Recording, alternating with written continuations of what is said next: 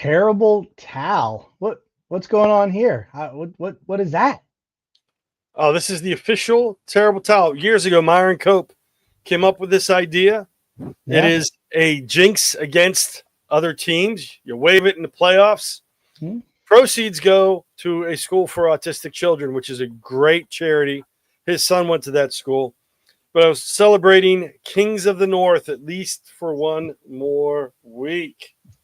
Okay. All right. Well, I brought this back out because, trying to find some Miami luck, and, they get the first ever win in Madrid, Spain, but not a little heartbreaker, not heartbreaker, but a little bit, crazy fashion going into OT and the whole deal. But hey, we'll take it. We'll take it. Crazy stuff. I stopped doing the 6-7 with my students. I'm doing the twos now. The old going throw back to Pulp Fiction dance. There you go. Yeah, that's 2 wins in a row for the Dolphins. They beat, I forget who they beat 2 weeks ago. They beat some team. I forget who. Some regional director remembers who, though. They definitely know for sure. Yeah, we like that. That was a good win. My paraprofessional in my building, her husband's a big time Bills fan, so she was not very happy coming into school that next day because he was not very happy. And I'm like, listen, I congratulated him on the win early. I days before. I'm like, hey, it's gonna be a great win for you guys. Good job. Just want to congratulate you now. So I was pleasantly surprised. I was very happy with the win. The funny part was we had to make a run up towards Slippery Rock. There was an event for the educators, the student education majors up there, and my daughter's ride. Their ride broke down, and she's like, can you get us, if we get a ride up to this event, can you come get us? And I'm like, what's going to happen? It's supposed to go till 6. I'm like, the event is going to end early. We're going to get called. We're going to miss the fourth quarter. It's going to be a 1-score game. And I'll be listening to this on the radio, hearing like the greatest ending. And it was playing that way. And then we got a pick 6. Mason Rudolph drove him down for a touchdown, and we got a fumble for return for a touchdown. I was like, thank you. But I had it called up until like the last 6 minutes of the game. I'm like, oh. Mm-hmm. Yeah. Yeah, the historical feel. It's crazy. Well, hopefully we're battling internet issues here. I've been battling Xfinity for a week and a half now, switched over to a new service, and man, let me tell you. So right now I'm running off of a hotspot, so hopefully we're coming across pretty clear in the live stream, and hopefully everybody can hear us just fine. But yeah. Let me give you some words of wisdom from a great sage. And this is like my words for the Steelers this week, but also with your internet issues. Ready for it? You got to be fearless. Don't let them make you see red, especially for the Steelers this weekend in Chicago. And no matter what happens, we always come back at them. Look what you made me do. The same. We canned food drive at school. We bring non-perishable items. You have to dress down. So I broke out a couple concert T-shirts. Unfortunately, my cool ones from back when I was in college don't quite fit me the way they used to. So, and then a couple of the ones that do fit me are inappropriate, like my Social Distortion concert T-shirt and stuff. Can't wear those to school. Yeah. No, that's funny. I miss you like my shirt too. Cool. She did. She's big. She loves the Steelers. And we're getting bombarded with Brazil, so I'm not sure what that is, but okay, we got Brazil. I guess because of maybe the Dolphins win, we're getting a little love for Brazil. I don't know. All right. So that could be the first ever win in Madrid, Spain. I don't know. I don't know if that's a connection. Who knows what that is? But anyway, so a lot of good stuff, a lot of good things going on. But let's see. So we got the winter. We got the winter weather rolling in. Have you got? We were visiting up at Lock Haven University on Monday, and it was flurrying and snowing. And one of the families that was there also touring, they said State College actually had their first 1-hour delay the week before. How's the weather been in your area? It's been up and down. It's been cold enough for winter coats to and from school. We've had some flurries. but nothing sticking on. We had some stick on the ground and on the decks a couple weeks ago, but then it was nice enough for you to get away with shorts and a sweatshirt on Saturday. I got the yard work finished up, getting the leaves and everything cleaned up, but up north of us, they got thumped with some snow. As Jamie is letting us know there, the first 2-hour delay, they had 11.5 inches of snow. Gotcha. Yeah, we got a lot of rain rolling in, and this is the teacher's favorite time of year. I think we might need to bring back what's happening outside Dom's window as this weather's rolling in. Who knows? Right now it's old time dark. Shtick. Darkness is happening outside my window. It's like I look up and it's dark, and I'm like, oh, I'm ready for bed, and my wife's like, it's 4:45. I'm like, the clouds rolled in. It's like darker even earlier. Yeah. Well, it's funny you say that. I had the honor to represent. We'll talk about it more later, but I took my middle child Ireland with me, and we were in New York City for an event. And working on behalf of the org, and we got in from the train, trucked through Times Square, got to the hotel, and she's just like, "Oh, I'm tired," and I'm like, "It's 6:30, and we're in New York City. Like, we can't be tired." But I get it. It's how you feel. But like, we're going out, we're walking, tons of walking. But yeah, it just had multiples of those moments of like, yeah, no, you're not allowed to act that old like me anymore. You're not allowed to do that. Not allowed to do that. So, but it was pretty funny. But yeah, so you got the weather. Got Thanksgiving coming up. All of my students are wanting me to play Christmas music and stuff. And my line right now is, guys, you can't get to that you can't get to that holiday. You can't get to that celebration till you kill the bird. You got to kill the bird. I go, I'm not talking about the Eagles. I'm not talking about football. I said, we got to have some turkey. And so they're just like, so that's been like the mode going on in the classroom. But you gotta really celebrate Thanksgiving. We've had Thankful for Tech. You gotta really focus with all that. I don't agree with you, Missy. I love the white stuff. This beard is, turning as white as the snow. I need more. We need more snow this year. I got my firewood delivery coming Saturday, so I'll be stacking wood, so we'll be ready to go. But how have things been, overall? I mean, so Steelers are on some wins. Mason Rudolph, he's going to be in. Who knows? Did Tomlin release today what happened with Rodgers? Rodgers wants to start. He doesn't need surgery. I didn't catch everything that was said, but they said it's a possibility. I think someone said on the radio 50-50 that he could start. They said if they had to do surgery, I heard they'd have to put a cast on it, which would prevent him from starting. So that was the big question. Yeah. Does he or doesn't he have to have surgery? Yeah. And honestly, I'm confident in Mason Rudolph. Aaron Rodgers has pleasantly surprised me.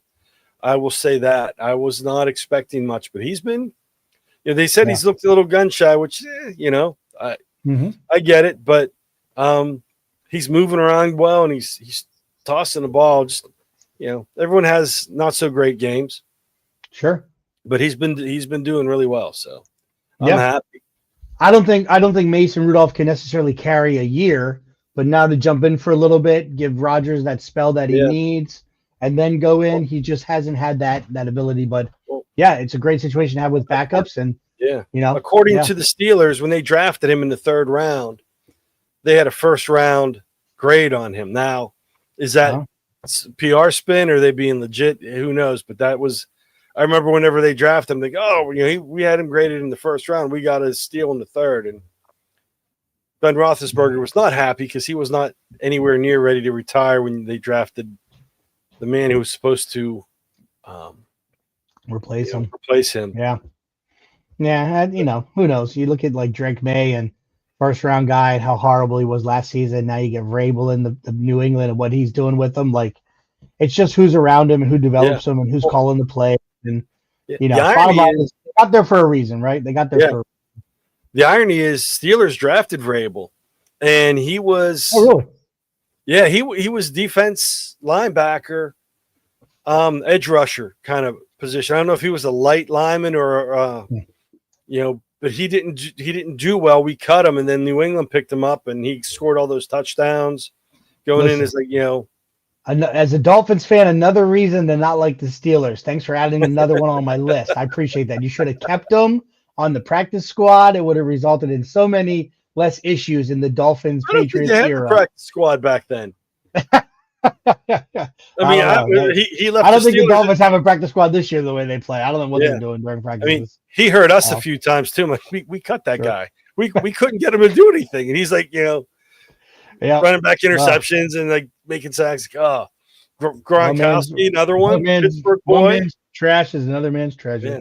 Gronkowski was a Pittsburgh boy. He wreaked havoc when he played for them against us. Yep. Yeah, Mr. falling asleep in his original trip. That's funny.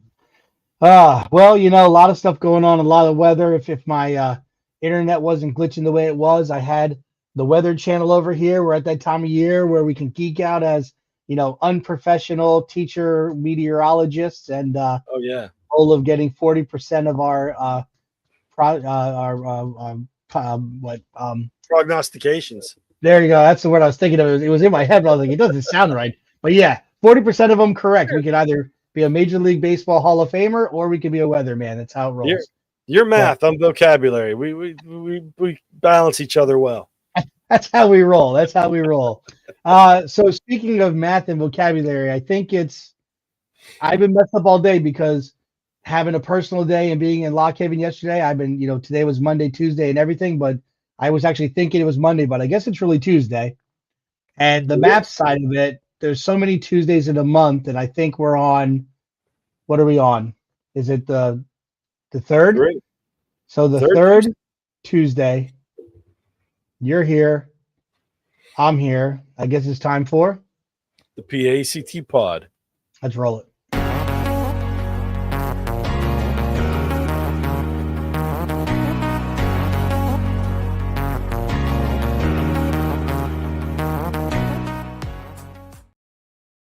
Welcome to the PAECT Pod, a show for educators by educators. PAECT is 100% volunteer-run organization in Pennsylvania and beyond.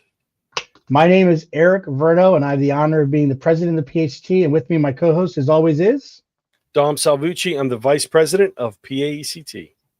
And it is our honor to be here, as always, for the 91st show to present and talk to you about education technology in the state, out of the state, everywhere you want it to be. And we're talking today about putting the AI in EdTech, which is a pretty cool topic. And because, I did an AI, was incorporated AI with the kids this past couple of weeks. I rolled it out earlier, but got the glasses on, and these are the real glasses because those are the real I want to look smart because we have a pod guest. We have a pod guest today. So and when there's a lot of AI stuff. Yeah, we want to look smart. We do a good job faking it until we break it, but every so often we got to bring in the ringer. We got to bring in the heavyweights. Yes. We got to crank it out. So we're gonna jump right to the guest because we don't want to prolong this amazing conversation that we're gonna have. She's in my book, very infamous. She's traveled all over. She's been talking to AI to a lot of people, and what's really cool is she's not in a tube. She's not in the submarine. She's not on a plane. She's going to be coming to us live from a remote studio. So let's go ahead and do our podcast, and we're going to have Dr. Camille Dempsey on after this quick little ditty.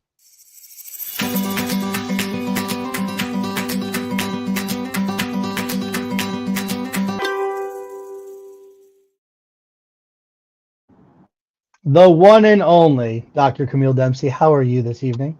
I'm doing awesome. You guys are awesome. Thank you. Well, thank you. I was laughing in the background. I know you couldn't hear me, but you do such a great job with this show. It's amazing. Thank you. You're too kind. But it could be, if we figure out how to AI it would be better. I'm just gonna throw it out there. I got to do the rose between two thorns. Hold on, there we go. Get that switched out. There we go. All right. Okay.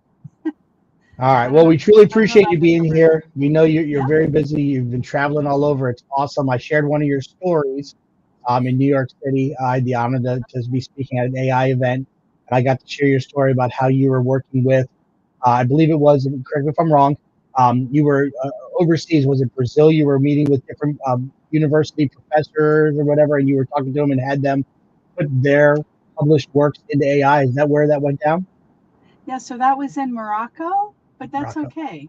It, Yeah. it wasn't here, so yeah. And they're gonna have me back in uh, January, which I'm surprised by because I've done like 9 professional development sessions for them. But yeah, they want they want all the latest and the greatest. So I'm going in the middle of you guys were talking about the crazy weather, the middle of our crazy winter up here in Erie. So and it Hmm. snows there. It Yeah. snows there too in the mountains in Morocco. So it's Oh, not like I'm going somewhere where the weather's better, but it'll all work out. So Yeah. yeah, so that'll be fun. all Fun right, Dom. times. Go ahead. So we've been following you on follow each other on social media, and you've been posting a lot of great things. You did some. Well, you presented at ISTE. I said it on your presentation. You did that the flash session. I forget exactly what it was called, but you did the session at ISTE. You've presented all over the place. You were in Morocco. Recently, you were at was it the PA State House or was it in Yeah, so DC? the PA State Senate, I was summoned to testify for the AI in education and the workforce hearing. So that was really cool. That I went and I went to the Capitol and that I had to write. Let's see, what was it, 2 or 3 pages of testimony ahead of time, and that's all Wow. online. But Wow. anybody can read it if you have free time, which I know no one does.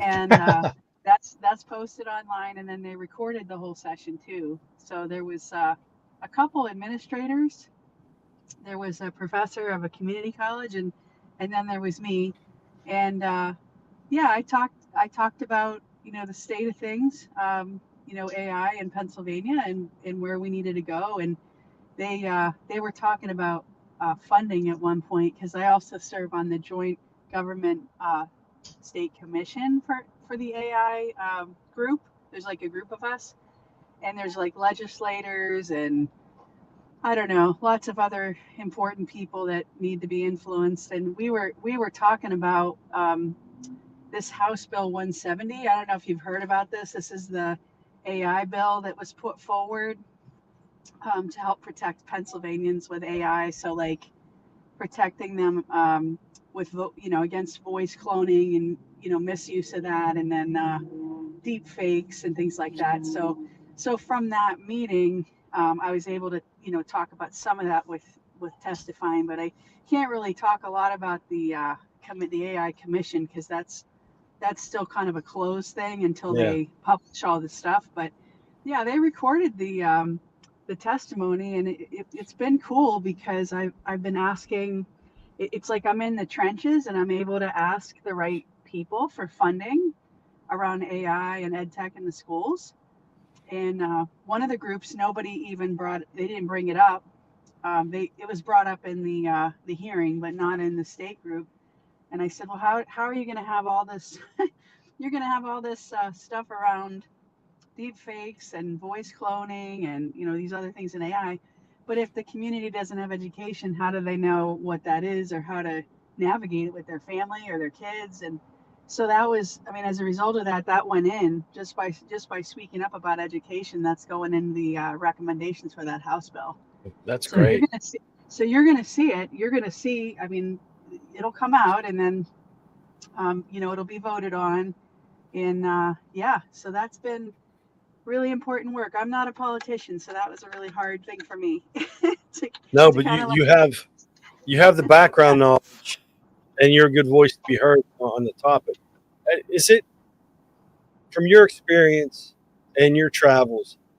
How does Pennsylvania fall in with approaching this? Because I think that in some places they're just hands off, but it seems like Pennsylvania is stepping up sooner rather than later. yeah. I mean, it's pretty similar across the country right now. I mean, some states are really lagging behind. I mean, in terms of like legislation, we already had the governor pass the law actually against AI deepfakes being used, improperly, and that was a result of issues with bad actors creating um, deepfakes of children, like so for predators, basically, so child pornography. And so they passed that. I think that was in June. And now there's another one that's coming. And I can't think of what the focus is. I want to say it's voice cloning, or it's, I can't think of what it is right off the top of my head. But so that'll be coming along. But yeah, I mean, I think somebody from the organization, you know, whether it's PAECT or, you know, education, you know, either higher ed or, you know, K-12s, like we need to have seats at the table. So, I mean, I've been watching for opportunities for to pull other people in. And right now it's a lot of that's kind of quiet. It's like within these small groups, but I think as time goes on, it'll spread. And then your question about the other states. So I think Pennsylvania is doing really well as far as the legislation.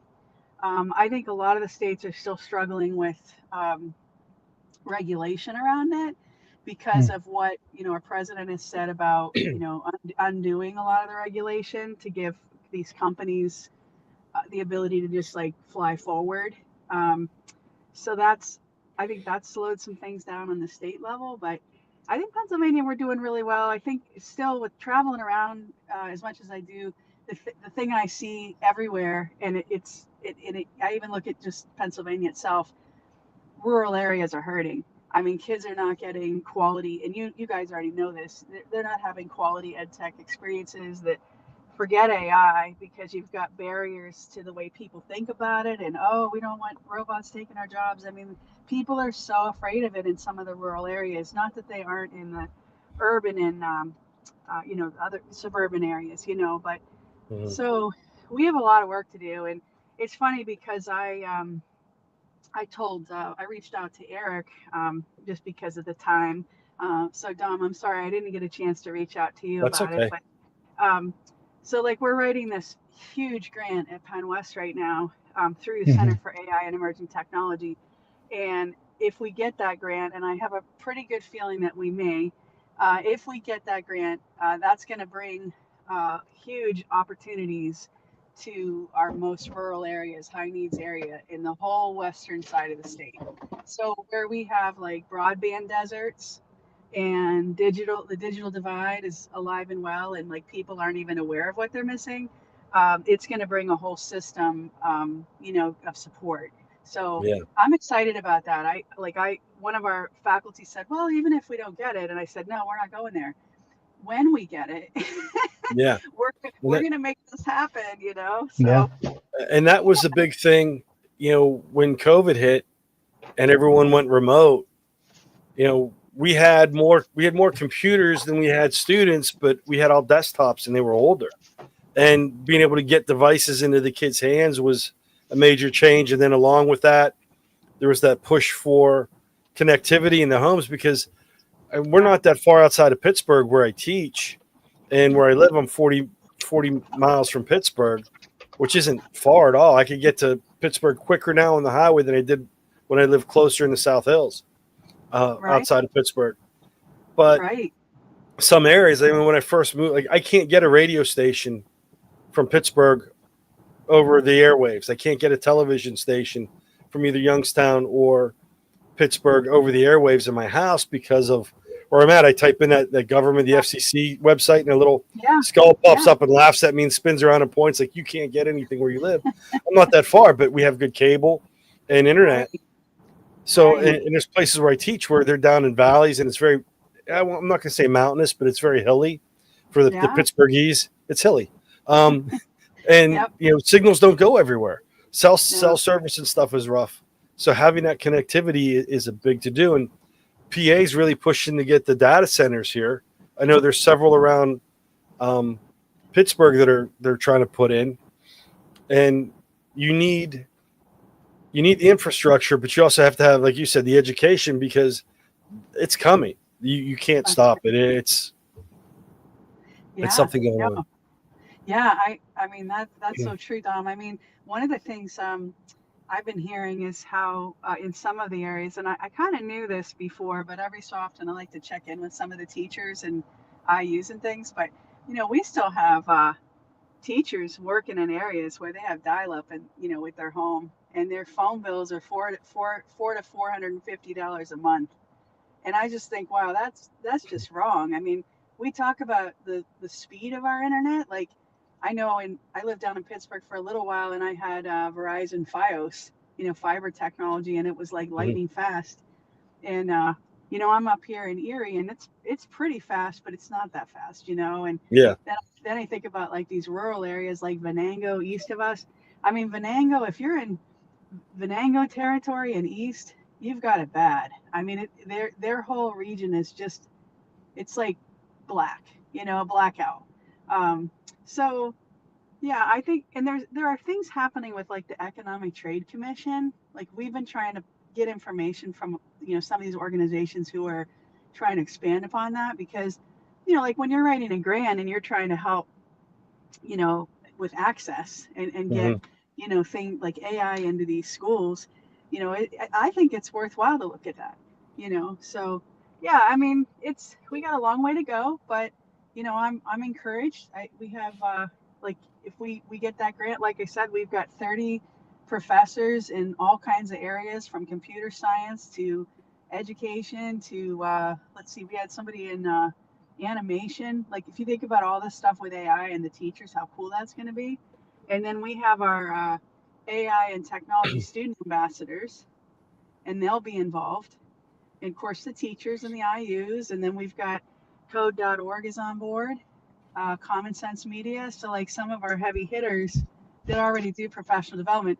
Technovation is another one that they're on board today. And there's a whole bunch of others. So, we're going to, hope to have a really great, situation with that. And we're going to be doing a lot of credentialing, creating some things at Penn West with AI, so teachers can take, whether it's classes or whatever, we're working it out, or just credentialing. We have the AI endorsement we're working on. So, teachers can take, it's 4 classes and you get the state PDE, endorsement on your cert. So yeah, I mean, there's a lot going on, and I'm excited. So yeah. Yeah, I can understand. I mean, and that's, with everything going on with, we have emails bouncing around our district. Someone clicked on the wrong link, got an email, and we're getting hit. Borough I live in, they got a phone call or something and paid over $100,000 to the wrong, who knows where. And with all that stuff going on, like I'm always getting phone calls and texts about weird stuff, and like, hey, we, click this link, you owe this delivery, you owe that. And people need educated or not, because people panic all the time. And you hear about, like, I'm getting to be that age. You get the senior phone calls, like, oh yeah, this is, and I'll kid around with people. Your grandson's in and I don't have a grandson. Your grandson's in prison. I'm like, well, good. He owes me money. He hasn't returned my car. Keep him, and I'll argue back with him. But it's a serious issue where people are getting, sending money to these, and a lot of it's, deep fake. Now they're able to use the voice cloning, and it's not just someone mumbling in the phone. It's getting very serious. Yeah. Yeah. So absolutely. that, even beyond the schools, we have to educate the public. Well, it's funny, what you're talking about, I think is hugely important. I was on a radio show recently, and I asked my students, I'm teaching one EdTech class this term. I said, do any of you listen to the radio anymore? And everybody in the room was like, no, Dr. Dempsey, we don't listen to the radio. And I like really realized, wow, like things have really shifted. You know how things are shifted, but then, when you talk to like the younger generation, you really get you get the sense of it. So I thought to myself, so why did I say yes to this radio show? And then I got to thinking, well, the whole point of this radio show was to help educate parents about chatbots. And I thought, they're listening to radio. Yeah. There's still parents listening to the radio. And so when I talked about it in class, I said, I really love streaming, and I love reels and all that kind of, like, I love the same stuff you all love. But I said, I just feel like I still want to listen to the radio once in a while, and I said, I want to have, when it comes to, teaching, and I'm, I'm always trying to influence the students that are going to be teachers to think about this. Like, we always want to have our hand in all these different things that are happening with technology, and like, in order to understand the whole evolution, maybe, and I said to them, maybe it's a good thing for you to listen to the radio once in a while. or throw a record. Like, do you have anybody have a record player? Or like parents have a record player? Or like, you know, Yeah, we discs got or, one. you know, Yeah. yeah. So, I mean, you know, being connected to all this kind of stuff is just really healthy. It's part of our culture. It's part of being connected. And I'm always talking about mentor teachers. It's part of being connected to what your mentor teachers can relate to. But Yeah. so I was on this radio show, and I talked about chatbots, and of course, social emotional chatbots are the biggest thing in AI right now. It's the fastest growing technology, and there's concerns, there's benefits, and I'm starting to notice like an uptick. Like people, like I think teachers are really wanting to know more about this because their students are tapping in, and like you know, teachers are using it, you know. But yeah, I just thought the whole radio thing was really interesting to think about. Yeah. And well, and a lot of the radio stations are cross pollinating. They're going into, they have their radio show, then they're putting out excerpts and podcasts, and they're doing snippets, and they have I guess we would call back in the day the intros or the transitions in between commercials. Right. They have, you know, they're pushing that out on social media, and they're also playing that when you come back from commercials and whatnot, are going into a commercial. But it's, you know, I don't know, from a historical standpoint, I can incorporate it easily. I'm old school. I prefer the pop and the hiss of vinyl over. It's you can't carry them around, but I prefer that sound over the digital. Well, it's cool you do that, Dom, because you talk about the record player in the classroom and some songs that you're playing. So it's good. You can't lose that. And you look at now, it's like all the radio stations. Like, how many radio stations do you listen to in the car? And you hear the iHeartRadio, and you're like, oh, they got bought out. You know, I mean, like iHeartRadio is buying out a lot of the stuff. So like, so if kids it's either Spotify or iHeartRadio app is what I think are the top two. So they're kind of listening to radio, but through a streaming platform ish. But yeah, you're right though. It's definitely different, and you want to make sure you're targeting the different people. And what I thought was interesting is, so I don't know if you've heard of, it's AIforeducation.io, and they're a nonprofit doing a lot of work.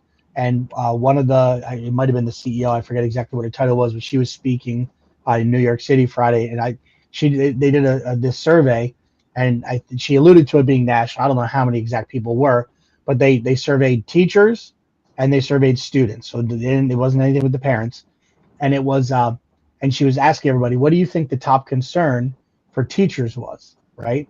And then Dom, I'll ask you, what do you think the top concern for teachers with AI was? Cheating.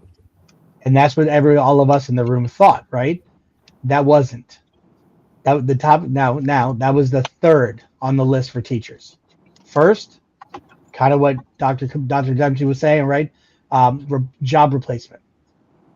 Now, the students, when they surveyed the students, what was the number one concern for students?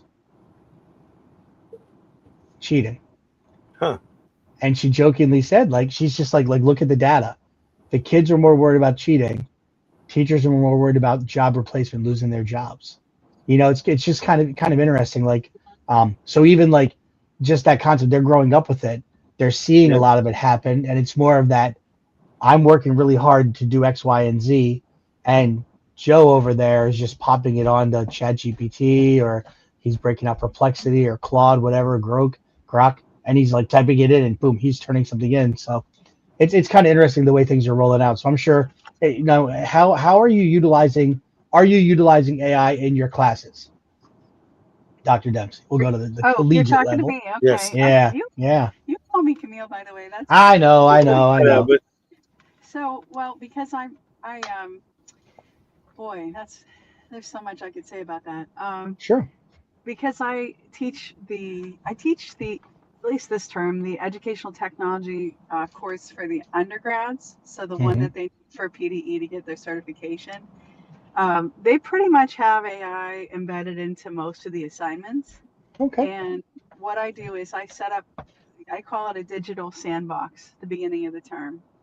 And I tell them that we're going to experiment with this, and you're not going to be in trouble. No matter what you do, you're not going to be in trouble. But you have to disclose how you're using it, and we're going to figure out together. And I thought that was really important. We're going to figure out together what the ethical issues are and what we shouldn't be doing with it. And So we started slow. I talked about the terms of use and why are we using AI, right? Like what is the outcome when we're teaching? So Mhm. and it's backwards design, right? Like what is Right. our outcome? What are we assessing? What is it we want the students to learn? Then they did a little exploration with AI, and most of them, believe it or not, this year. Now, last term this wasn't the case, but this term most of them had already used it. So Mhm.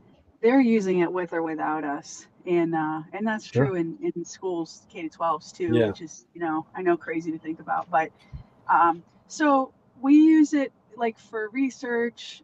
Today I asked them, oh, how did you use AI for your lesson plan assignment? Because they have to do a tech integrated lesson plan. And rather than lecturing them on all the components, I give them the links to the resources. So our state standards, the ISTE standards. I gave them the PA SAS site, lots of different things. And I said, okay, well, set up an account for this. Just gave them some basic things. Um, Blew through, and I did a little video. I said, if you don't want to listen right now, just listen to the video later. So I did a video of the different facets of the lesson plan, and most of the universities in Pennsylvania, we got to do this whole. I hate to say it, but it's a horrible long lesson plan template. Like, Mm. and I say to them, you'll never have to do all this, but you've got to do it for your student teaching or whatever. So Mhm. today, so they know they can use AI, and they know how they can, they're allowed to use it because we've talked about it. So today I had them just go around the room. Tell me how you used AI for this assignment.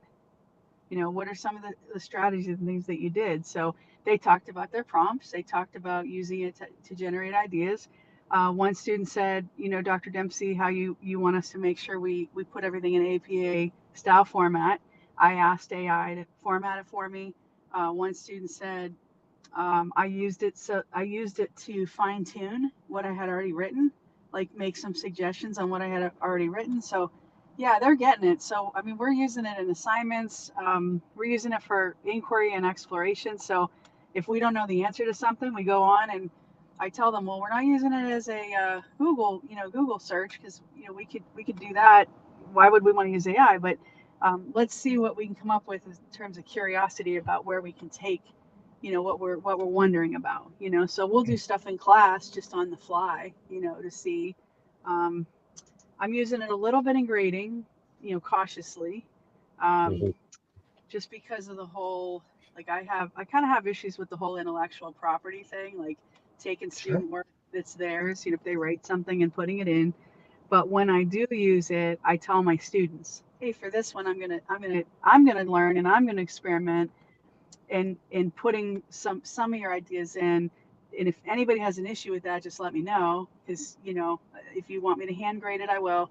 And so far they haven't. And then I follow up. I share what the experiences was, and then I tell them if anything seems wonky, just see me, and I'll grade it with my human brain. And they know when I use AI to grade that I don't just use it exclusively though. Yeah. So a lot of times I'll put something in like, what did they miss, and I'll load my assignment details. What did they miss from the assignment? And instead of penalizing them because the AI told me that, I'll kind of write up my own thing, and I'll say, oh, by the way, this one area, I'd like to see you do X. I'd like to see you look at this a little closely, and hey, come talk to me about it. So it's not, oh, I caught you, you didn't, you know what I mean, you didn't meet all Yeah. the criteria, so I'm gonna dock you points. I don't do anything like that. And I've Mhm. heard it all. I've heard it all with things people are trying to do, and I always give the students the benefit of the doubt, especially because this is so new with Gen AI. Sure. Yeah. I mean, we don't want to hurt anybody. I don't think we do. How So did the AI rate the work compared to what you would do? Did you put it up through a rubric or yeah, just so put guidelines in? yeah, no. Sometimes, well, actually, the rubric is pretty cool because if I put the rubric in with the assignment details, I tend to get more detail with the grading feedback. Hmm. Now I have to make sure that, and I tell the students this, okay, just like I'm using it on the other end and sharing with you how that went and what happened. because with being future teachers, they need to hear my process too, But then Mhm.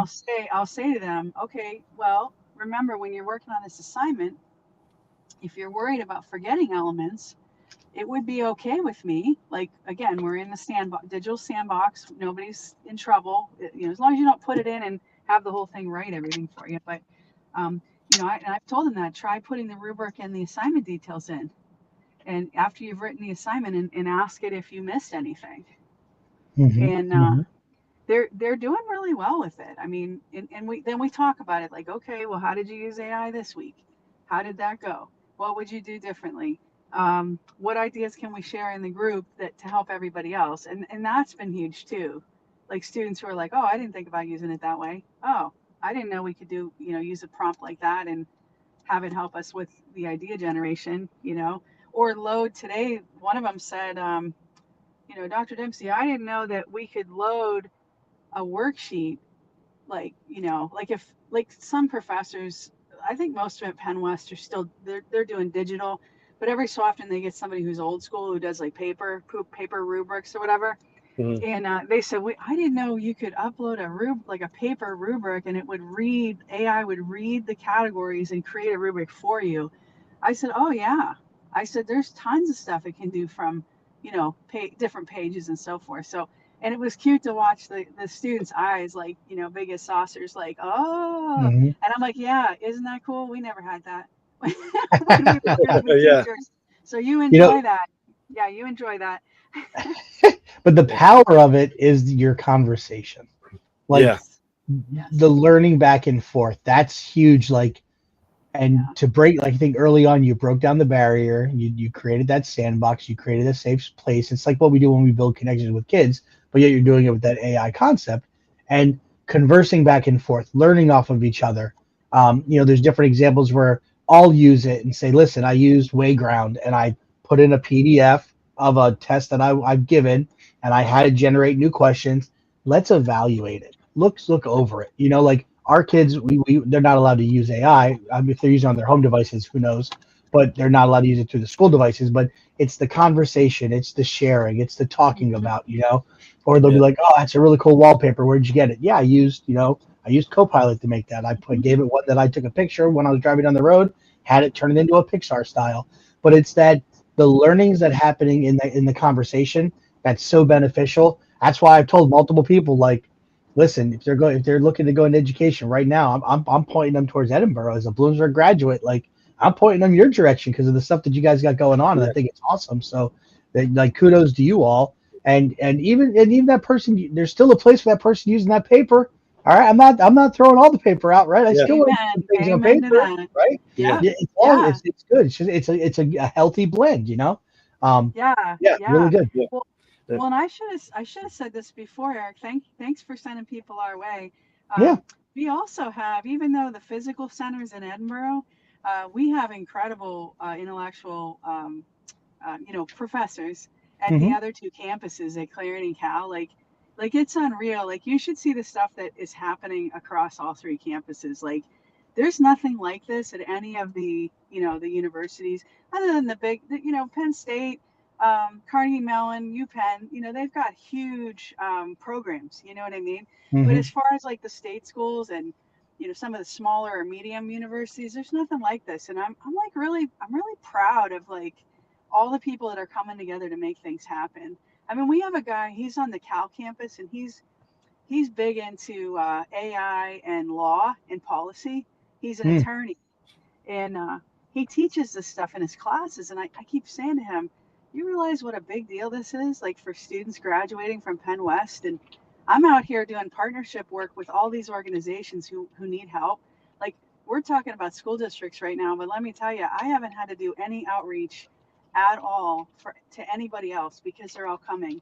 Like last week, last week, aside from traveling, I had like the United Way. There was a local accounting firm, like, and all of them are saying the same thing, which is like, do you have students that are graduating after Penn West who we can hire? And one of the kind of shocking things I heard last week was, and I've heard this like around, but like to actually hear it from like an employer where they're saying that they're going to eliminate like entry level jobs and hire an undergrad who knows how to use AI. They can train their whole firm and use the AI for the low level stuff and do the higher level function. Like this is how a lot of the employers are starting to think. And so universities need to wake up. Like I worry about in Pennsylvania, one of my worries is that a lot of universities aren't moving fast enough, and, to train people, not even just in teacher prep, which is a problem. Teacher prep's a problem across the state. Yeah. Sure. Professors who are like, I'm not doing this. I'm going to retire before I have to do this. Not everybody. There's a lot of, go-getters that are going with it, but just the training the students in all these other areas, like, so that bridging that divide, like that's been part of what I've tried to do at Penn West is influence. Like, hey, do you know, like go back to the business department. Do you know I just met with this accounting firm and I did a whole presentation on AI, and here's what they're saying about who they want to hire. Are we ready with the students, with AI? So, and I'm doing that within all of our schools, and that's actually moved some things, which is really cool. Yeah. So that professors can start to think about, not that they're not, but think about what students need when they graduate, before they graduate versus what we're used to, It's changing so much quicker. Yes. Than whenever, Eric and I were back in the Stone Age. Dude, like when you made a comment about lesson planning, my professor was he was from Virginia Tech and he worked with Carol Ann Tomlinson back in the day, and we had this. I have it in a folder somewhere here in the office, and it was like 11 by 17, and it was the triple copy, like the quill. So when you wrote on sheet 1, it's kind of like Monsters Inc. and the goldenrod paper comes to me, and like he got that copy. There's all these copies. We had to watch we videotaped, and we had to watch the VCR, the VHS recording of the different teachers and grade on this, and it was like 52 points that we had to hit in the lesson. And I'm like, man, my lesson plan for the pledge was 3 pages long. The Pledge of Allegiance. Are you like? So I know what your students are going through. I mean, obviously, hopefully it's not like that anymore, but some of the stuff they go through. But again, it builds that strong foundation. But talk about how things have changed, Dom. Woo, buddy. Oh, they're not using the triple ply paper anymore. No carbon paper, no triple ply paper. Well, what you're saying is really something, Eric, because we still in teacher prep have a lot of pressure to make sure they understand UBD. They know, all the components of the lesson plan, the standards, like that's still all coming from the state, Right. But what's become difficult is, with AI being able to automate so much of that, is spending enough time with them that I know they have the basics down. Do you know what I mean? So I do worry with AI and this is a learning thing. If we use it too much, number one, do we get lazy? And I talk about that with my students. And number two, like MIT came out with that study about, if we outsource too many things to AI, it's called cognitive offloading is the term they use. Then we're not exercising our brain, like the muscle of our brain. And then what happens? Like, does our brain start to atrophy? Does it, so then there's that. And then there's also, thinking about, okay, did we just gloss over things, or like, do they really know this? And AI just makes everything move so fast. I don't know the answer to those things yet, so I think we need more time. Yeah. Now, obviously, AI is more advanced technology than many things, but weren't those similar concerns when Google search came out and Google came out and they were so good? Like, and there's other examples, but that's just as close to an AI as you can get. But like, I get it, and we can't throw the baby out with the bathwater, and you want to make sure they understand that line. But there's going to be new tasks and techniques that fill those voids, kind of a deal that AI is helping offload.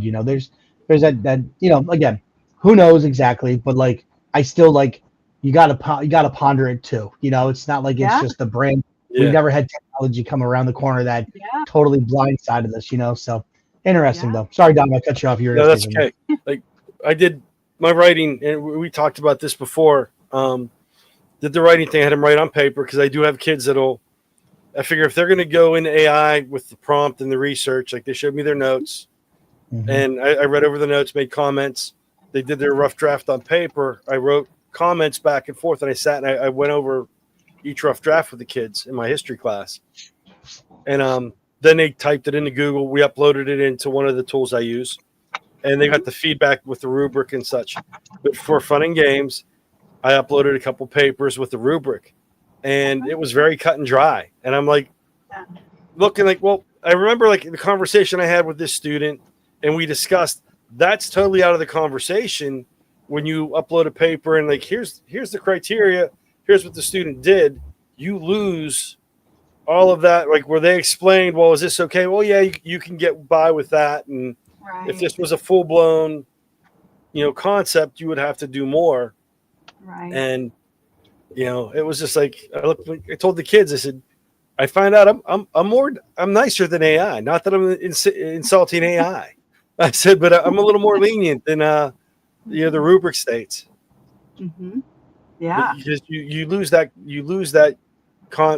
aspect of, what happened in the classroom, what was the interaction leading up to them turning the paper in.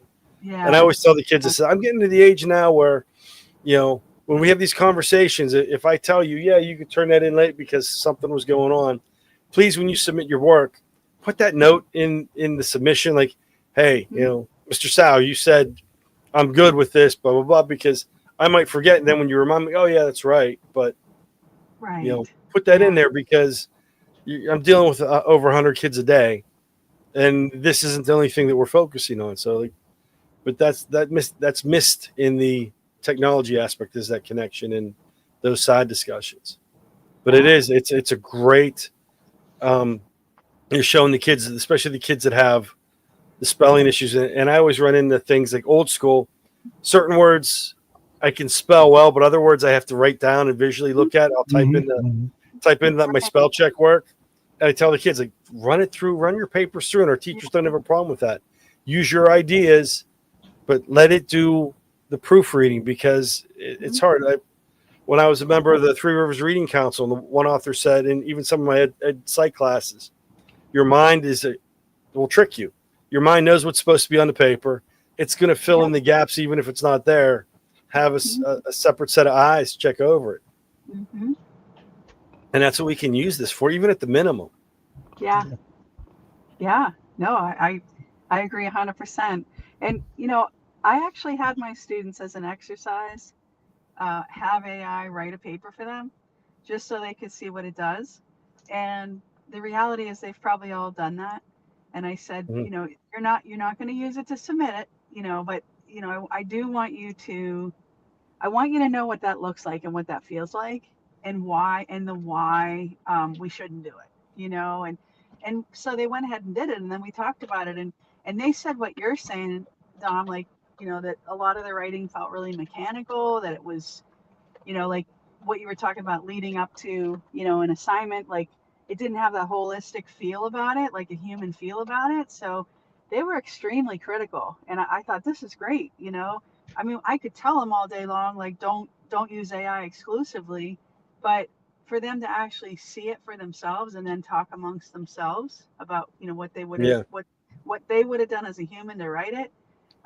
And I think there's so much fear around it because, frankly, a lot of professors scare the students. They're like, if you use this at all, you're going to fail, like there's a few kicking around like that. Yeah. And in fact, when they started my class, and I said, well, we're going to have the sandbox, and we're going to figure this out together, what we can and can't do, like both you and me, not just you. And, I thought that was important. And they said, Dr. Dempsey, you're the only professor this term that's letting us use AI in a class. And I said, really? I find that hard to believe, because we got a lot of professors that are using it with students and such. I said, well, you must have just gotten, you were unlucky, because there are professors here that are using it and doing a really nice job with students. Yeah. So. Yeah. But they were afraid. I mean, they were gun shy for like 2 weeks. I'm like, no, really, it's okay. Like, I'm not going to trip anybody up. Like, there's this thing going around that really bothers me, actually, where and it's, I'm just talking generally, like I've heard about this strategy. So professors who are hung up on the plagiarism thing, which I think is totally the wrong conversation, what they'll do is they'll create an assignment with this, like the description, and you might have heard about this. And in the description somewhere, usually at the end, or like, you know, somewhere between the lines or whatever, they'll write something ridiculous in white. I've So heard you can't that. see it. Yep. Yeah, and then what happens is if the student uses AI exclusively, it messes up the output. So if it's like, you know, Santa's reindeer who's wearing a green sweater did this, and this, you know, was eating, you know, spaghetti meatballs, it messes up the whole, you know, the output. But, you know, I think, wow, if professors are spending that kind of time on tripping students up, why can't they spend the time on working with them on appropriate ways to use it? You know what I mean? So I don't like that idea of like, you know, and I Right. actually had a conversation with a professor. I said, you know, what area are you in? I said, you're not in criminal justice. And I was like joking about it. And thank God they have a good sense of humor. I said, do you really want to police this, or do you want to be proactive and teach them how to, you know, how to do it correctly? Yeah. Because, you know, there's a way to do that. And it also means they've got to change their assessments. They see, a lot of them don't like that because they've got what they do, you know, and Right. I have to tell them, well, I hate to tell you this, but, you know, things do change and things do evolve, and, you know, we need to do this for the sake of our students, you know. So yeah, no, that makes a lot of sense, Don. Yep. Yeah, and the kids like working on paper. You know, we did propaganda posters, and the majority of the kids wanted paper and, you know, markers and stuff versus, you know, Canva or Google Slides. And some kids did the Canva because they're not the best artists, and I told them, so I'm not really grading you on the artistic, because I'm stick figure. You know, that's my level of expertise. I said it's the concept, and trying to get them away from, you know, we don't take our Google Doc and post it onto a Google slide and call it a poster. It's, you know, imagery, pictures, keywords, word art, stuff like that, and just getting that concept through to them, like, because they don't, you know, back whenever I was in school, with as bad as my handwriting is, and we didn't have the computers, it was like, we could do a poster. That's great. Like, you know, the less words, the better for me, you know? And nowadays it's like, well, we could just, you know, put up like how many sentences, like it's a poster. We're not writing sentences. We're not doing bullet points. You do a couple keywords, word art. This is, you know, awesome. do the images. Yeah. I like what Jeremy posted about using the hidden message and then taking time to teach students that were caught. So I mean, that's a good way if you're using it. Then again, it goes back to that conversation piece, right? Not the I got you, I'm a criminal justice, you know, in disguise. I like that. Yes. Yeah, I agree. I remember, Dom, to your point, I was in I think it was 9th grade civics class, or no, it was a social studies history class, which I know is what you teach. And we had our choice between writing a paper and making something for the teacher that demonstrated that we you know, had learned whatever it was. And I remember spending like something like 30 hours on this. It was a painting of King Tut, and I brought it in, and I mean, it was like, oh, this was great, you know, like what you were saying, working by hand, and you know, you think about that's a technology, you know, like paint and paper, and you know, all these things, and we forget that too. And and you're right, like kids need to be able to manipulate things and have the muscle memory of what it feels like. Well, we're not just on screens, and we're not. I totally can relate to that. Yeah, absolutely. And that's the one thing, and you know, well, with me, and I've told this story before, as most of my stories that I've been told by my students and family, and we heard this how many times? I'm like, and you're going to hear it again. You know, with writing on my board, I have special guest writers come up. The kids come up and write for me because I'll be writing and I'll scan it and I'll put it out, and I use like Notebook LM to make a podcast, and I've had bad words pop up because my handwriting is not very good. And it's just like, oh, like I didn't write a bad word on the board. I go through, make sure on my notes, like nothing can be, it's certain words we can't pause when we're writing them because the abbreviation is bad, and the kids will try and catch me. Like I'll be writing assassination and the kids start asking questions like, not yet. Let me finish the word. Oh, that's funny. And because we'll talk about it, and like, if you watch drawings and stuff in front of this class, you have to watch what you do. And, because when you run it through those things, what the AI will pick up and translate it as, or what the kids do, So, well, we're gonna have to listen. This is an amazing conversation. Yes, and we got Camille in her car. Truly love having you on. We definitely have to have you on again. Love everything that you're doing. Maybe we could bring on some of those professors that are working with the pre-service teachers. Maybe we could have some of your pre-service teachers come on, because I think, I don't know, maybe do we have a student chapter happening in the area in Penn West at all? We do. Yeah, we Okay. do. Yeah. Yeah, maybe they're in the middle. They're kind of in the thick of finishing up their last weeks class, but yeah, we have some great people. So yeah, for sure. Maybe try to get them on. Obviously we'll wait till after the holidays and everything in that next semester or whatever, but you could prime the pump early and we'll throw some extra credit. We'll give them. We'll have Dom deliver some donuts to them and take care of them. But definitely. So it's been an hour. Instagram kicked us off because we've been going so long. Just so you know, I just noticed we hit the hour. We hit the hour mark. Message popped up on the back end. Wow. But it's been amazing, and I truly appreciate it. That's why I said we're definitely going to sign you up to have you come on again. Definitely, I think, I don't know what the concept will be, how many times to have you in, but like with the ever evolving landscape of AI and what it is and how it's being utilized appropriately, that conversation not only is amazing for the students that you're working with in your room, the professors that you're working with, but for the members of PAECT, and selfishly for Dom and I having those conversations with you this evening as well. Yeah. So we truly appreciate that and truly appreciate you so much. Really do. So thank you so much for your time this evening. Dom, did you want to finish out? No, I think we're good. I do want to say, like, you didn't mention when you were talking about Penn West Cal, the old nickname for that, it was my first master's degree came from there, was Harvard on the Mon. Oh yeah. Okay. Oh. So give a shout out to that university. A lot of my friends went there. I'm an IUP undergraduate, but I got my master's from Cal U with my first master's. Okay, well that's good to know. All right. Yeah. I like the towel. That's awesome. Thank you. Awesome stuff. All right. Well, thank you so much. You have a lovely and amazing rest of your evening. Safe travels home, and best of luck with the grants and everything that you have going on. So keep us in the loop. You too. You guys are awesome. Thank you. Thank you. You. All right. See ya. Bye.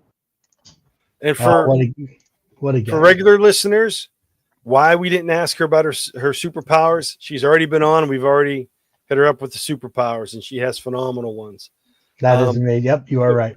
We would stick with the content because we've already covered the other stuff. But she's a fantastic presenter, knows the content, and she's doing wonderful things. It was great to have her on, and we appreciate that. It is amazing. It is amazing. So I know our time is running, so we're not going to get into too much, but here's what we're going to do. We're going to try something new on the pod. We've got QR codes. So if you happen to be watching, you want to scan the QR code. This takes you to the PACT calendar, pact.org/calendar. Check our events that are happening in November and then the beginning of December. We talked about a lot of them that were happening last month, but we've got our virtual meeting, and then we're going to be having our in-person meeting and getting a lot of things together and really getting things together and ready for PAECT. You want to check out this separate QR code. We'll just take you to the website, pact.org. So we truly appreciate you taking that opportunity to check that out. Making sure, that our sponsors that we've been scrolling them, talking about them.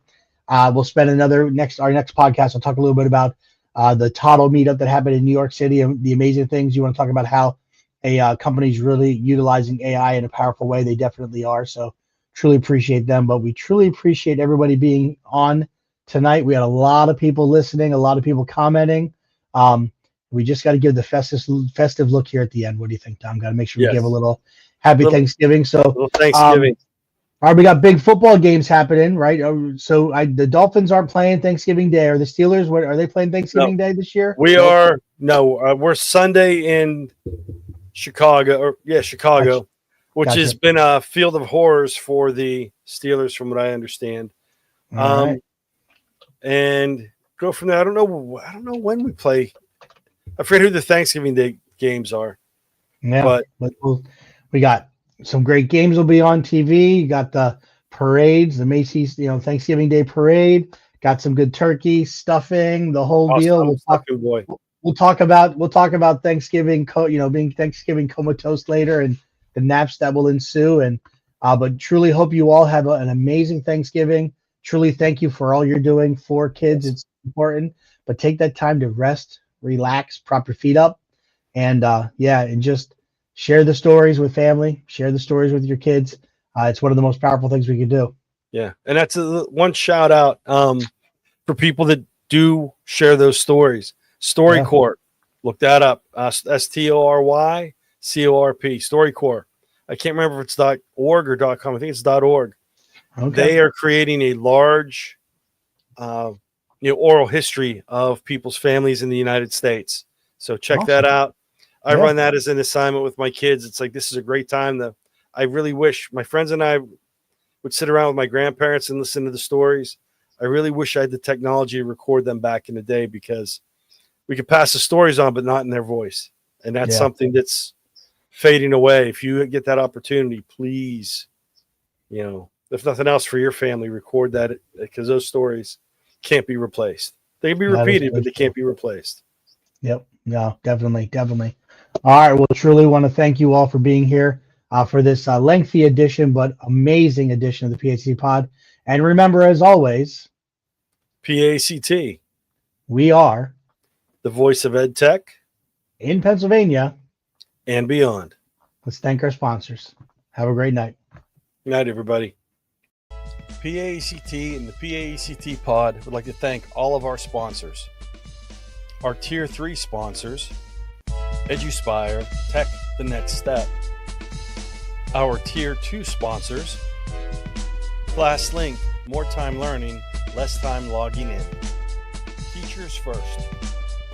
SAM Labs, engaging and effective K-8 STEM and STEAM educational solutions. Lego Education. Toddle, teacher-built, AI first, more than an LMS. Once again, PAECT and the PAECT Pod would like to thank all of our sponsors for the support that allow us to do what we do. Thank you.